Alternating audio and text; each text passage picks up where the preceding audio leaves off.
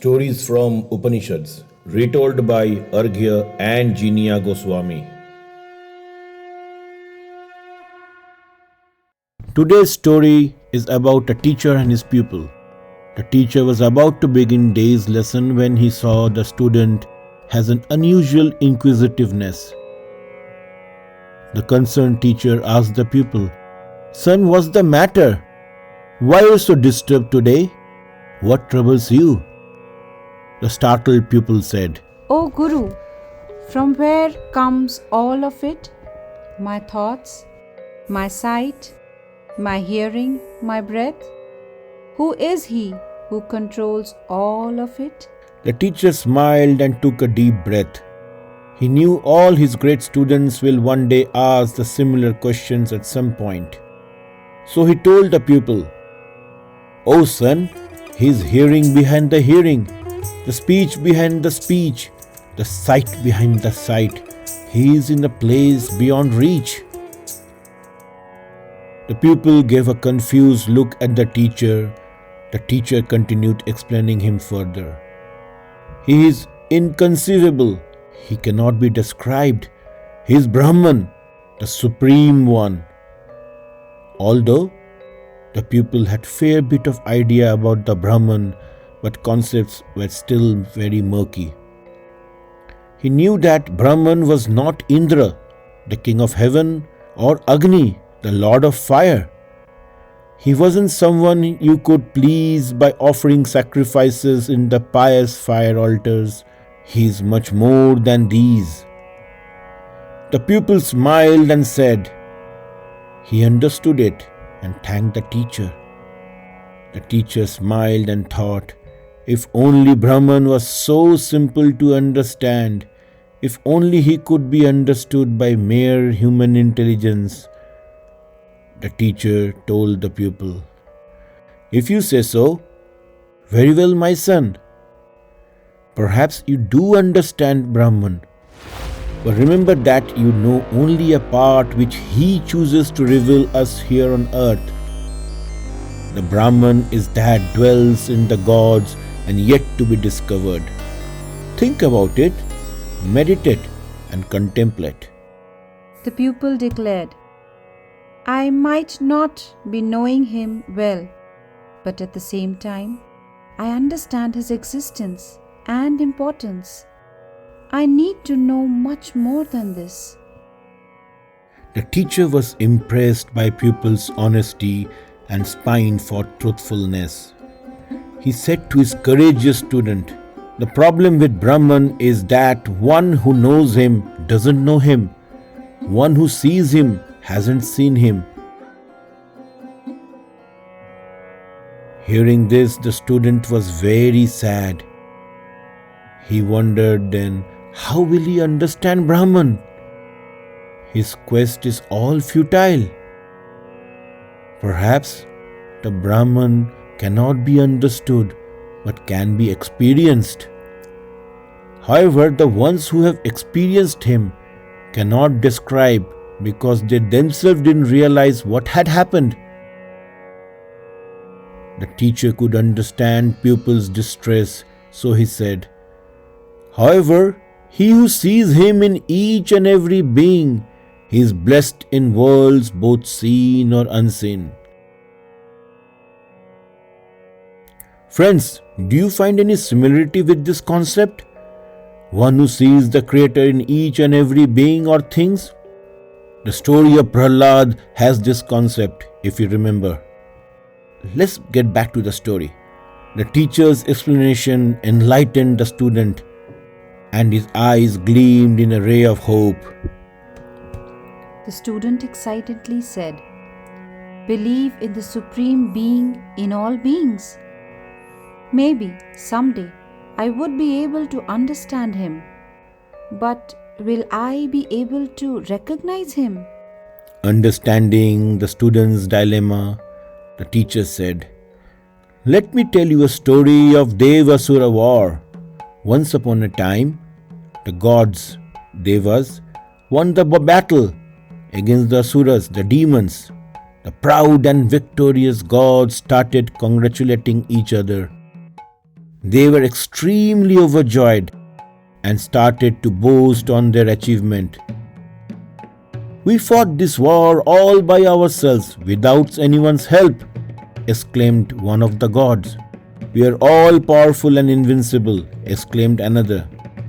"Be it demons or anyone else, we can defeat whoever crosses our paths," shouted another god. Overjoyed and undefeated gods started drinking soma, the ecstatic nectar of the heaven. They didn't pause for a moment to think about and thank the real reason behind their victory, which was the Brahman. Experiencing such disrespectful behaviour from the gods, Brahman appeared in front of them. The gods were too drunk, filled with ecstasy, and didn't even recognize or realize Brahman's existence. They saw a spectre.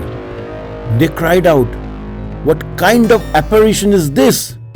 Indra, the king of gods, ordered his commander Agni, the god of fire, to investigate. Was it a friend or a foe? Some kind of illusion from the demons? On the side note, Agni is called by many names, and one of them is Jataveda. Back to the teacher's story. Agni was all powerful and fearless as he approached the spectre. The spectre asked him, "Who are you?" Agni was surprised to hear this.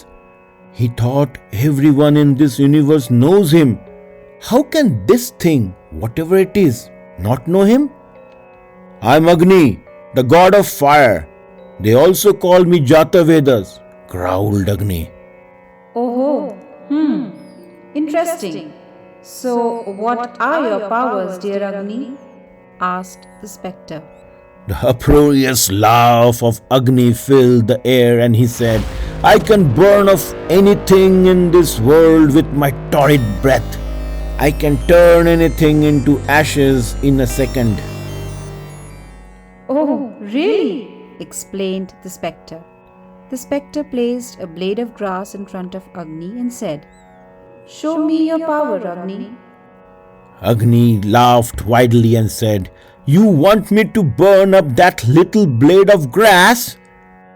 "Yes, Agni," said the spectre. Agni breathed a column of fire on the blade of grass. The blade of grass lay there as it is, fresh and green, and it didn't wilt or burn at all. Agni was confused. He mustered all his strength and breathed plumes of scorching flames at the blade of grass. To poor Agni's dismay, nothing happened to that blade of grass. He was defeated, and he went back to Indra and army of gods. However, he didn't reveal what had happened, and he said to Indra, "I'm sorry, O king. I couldn't find who that being is." Disappointed, Indra now turned towards Vayu, the lord of winds. Indra commanded, "Vayu, the all-powerful one, go and find out who that being is." Wind smiled and boasted, "Of course, my lord, I am the most powerful of all gods. I'll do as you say." Moments later, Wind reached the spectre. The spectre asked, "Who are you?" The Vayu was surprised to know that the being doesn't know him. It was quite an offense for the strongest of all gods.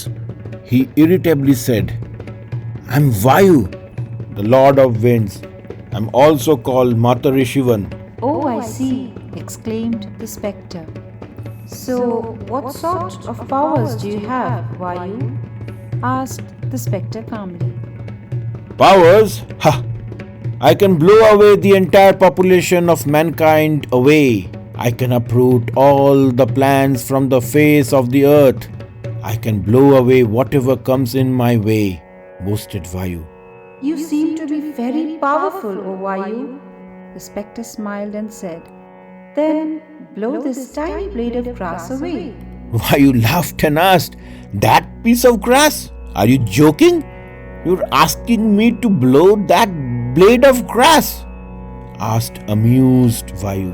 Yes, Lord of Wind, please blow that blade of grass away. I hope you can do that, taunted the spectre. Vayu blew lightly at the blade of grass. The grass didn't move a bit. Surprised Vayu gave a harder blow, hoping that the grass will fly away. But nothing happened.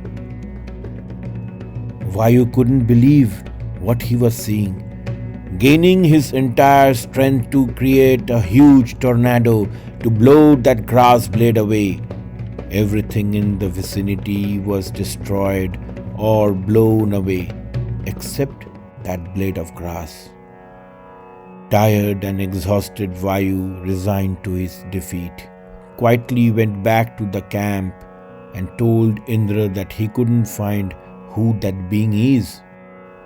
However, he didn't reveal what actually happened out there. All the gods were now worried and anxious to know who that being is. They requested their king to go and find out himself. Indra agreed, as it was a matter of pride for him. He cannot deny his subjects' request at any cost. He proceeded towards the spectre on his white elephant Airavata. As soon as he reached the spectre, it disappeared. In his place, beautiful Uma, the daughter of Himalayas, appeared. Immediately Indra jumped down from Airavat when with folded hands asked, "O most beautiful lady in all universes, I wonder if you know who or what that strange spectre was." Who? That? Asked Uma. That was Brahman. Did you not recognize him? Stated Uma. Ashamed, Indra nodded his head and said, "No, I couldn't. Neither Agni or Vayu could." Uma continued, "Look at you all, celebrating Brahman's victory as your own. Without him, none of us will be able to move a blade of grass. Do you not see that all powers and glory comes only from him?" Indra realized the mistake the gods had made. He thanked Uma for letting him know about the Brahman, and he returned to the gods and told about Brahman. They were all ecstatic and started singing the praises of him. The teacher ended the story. He continued, "Know this, my son. Agni, Vayu, and Indra are considered among the greatest of the gods, as they were the ones who approached closest to Brahman. Also know that Indra surpasses the other two gods, as he was the one to whom Uma revealed the identity of Brahman." On hearing the story, the pupil realized that even gods failed to understand Brahman. Only the wiser than them, goddess Uma, revealed his true identity to Indra. The pupil immediately realized that the gods had Uma to know the Brahman, and he has his teacher to help him. The student exclaimed, "That was a great story, O my Gurudev. I know now that I can never hope to approach or recognize the Supreme Being or Brahman. So please, sir, teach me the secrets, teach me the Upanishad." The teacher placed his hand on the student's head and, blessing him, said, "You are eager to learn the greatest mysteries of the universe. I am blessed as a teacher to have a student like you." The teacher continued, "It has been already taught to you, my son. This is Upanishads, tapas the austerity, dharma the self-restraint, karma the work are all foundational pillars of Upanishads. Vedas are his limbs. Perform rituals, serve selflessly, live the wisdom of the scriptures, stay honest to yourself. Truth is its abode." This is how the demon in you is tamed and divinity in your heart is nourished. This is how the Brahman is attained. My friends, this was the story from Kena Upanishad which brings forth the inquisitiveness of the student, wherein he wants to experience the immortal, realize the infinite and the absolute. In today's context, we can Google all our queries and get loads of information. We can know all that there is, but cannot become the learned person unless we have a teacher or a guru to shape our minds and souls.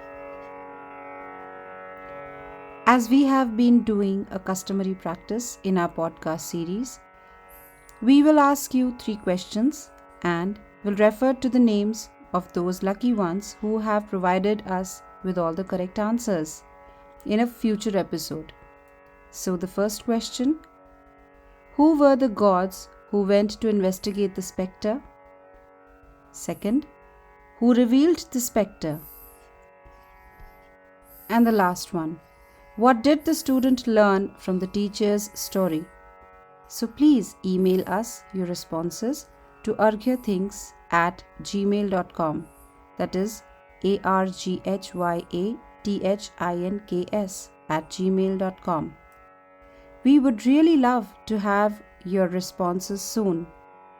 We will meet you all again in the next episode with another enlightening story from the Upanishads. Please take care and be safe. Until then,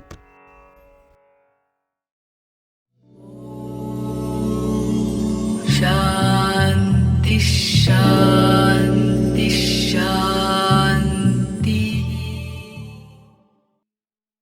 This podcast was created on Hubhopper Studio. If you wish to start your own podcast for free, visit www.hubhopperstudio.com. Hubhopper is India's leading podcast creation platform. Start your podcast with Hubhopper Studio and get your voice heard across platforms like Spotify, Ghana, Google Podcasts, Wink Music, and more. Click on the link in the episode description or visit www.hubhopperstudio.com. Source content collected from various books on Upanishads, such as Messages of the Upanishads by Swami Ranganathananda, Brihada Aranyaka Upanishad by Swami Madhavananda, 8 Upanishads from Advaita Ashrama, Upanishads.org, Vedas and Upanishads for Children by Rupa Pai, and several other write-ups and thoughts on Upanishads. Background music is sourced from various royalty-free music sources, Apple Loops, Internet Archives with non-commercial 4.0 international license. Om Shanti chants are from YouTube source Gaia Sanskrit. This podcast was conceptualized, scripted, narrated, and audio designed by Arghya Goswami and also co-narrated by Jinia Goswami.